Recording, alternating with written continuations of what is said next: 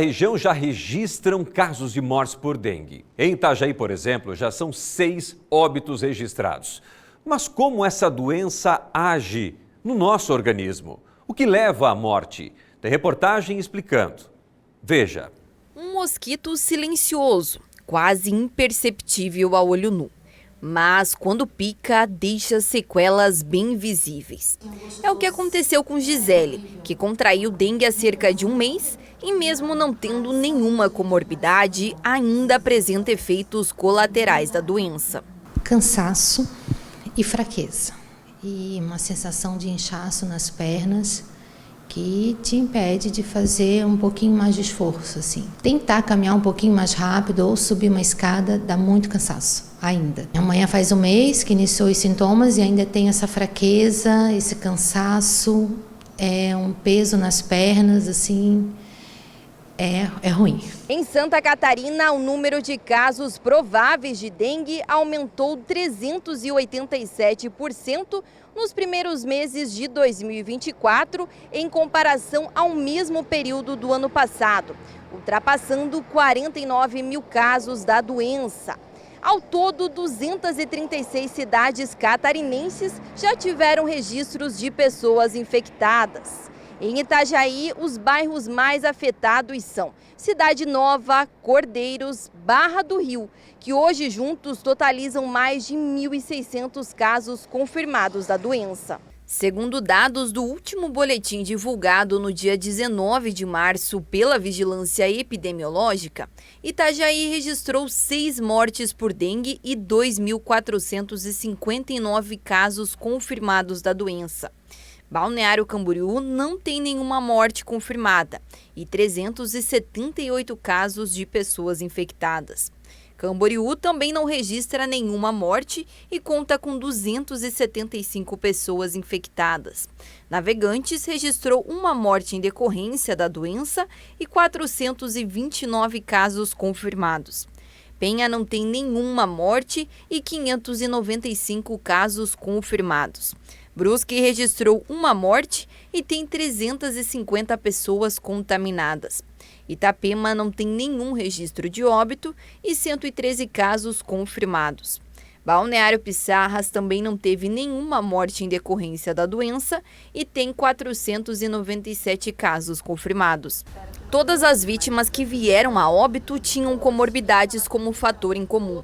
O infectologista Rafael Bertacchini explica que doenças pré-existentes, uso de determinadas medicações e até mesmo já ter contraído dengue antes podem contribuir para o agravamento do quadro. A própria presença de comorbidades como asma, pressão alta, diabetes, problemas renais, elas favorecem, uma defesa menor, contra o vírus e até o agravamento dos efeitos desses. Muitas dessas pessoas fazem uso de medicações cronicamente, que são imunossupressores, outros são anti-inflamatórios, o que por si só a gente contraindica em pessoas com suspeita de dengue, ainda mais nesse período, que favorece a lesão em vasos e com isso o extravasamento de plasma, queda de pressão e todo o efeito da dengue hemorrágica, certo? Fora isso, existem pessoas também que já pegaram dengue no passado, até porque dengue não é uma coisa recente, Esses anticorpos adquiridos favorecem a entrada do vírus, dessa nova cepa de vírus em células e com isso uma exorbitância do processo inflamatório e também uma possível gravidade nessa segunda infecção. Mas como a dengue age no nosso organismo? Depois da picada de um mosquito infectado, o vírus da dengue acessa a corrente sanguínea humana, de onde viaja até os órgãos como o baço, fígado e tecidos linfáticos. Neste período chamado de incubação, que dura de 4 a 7 dias, é quando o vírus se multiplica, ainda sem causar sintomas ou permitir que o indivíduo transmita a doença. O vírus retorna à corrente sanguínea e aí sim passa a causar sintomas como febre, salvo em casos da doença sintomática. Durante o desenvolvimento da dengue, o vírus continua a se multiplicar dentro das células sanguíneas até atingir a medula óssea, onde compromete a produção de plaquetas, células que são fundamentais para os processos de coagulação. Além disso, durante a multiplicação do vírus, formam-se substâncias que agridem as paredes dos vasos sanguíneos, originando perda de líquido e aumento da concentração do sangue.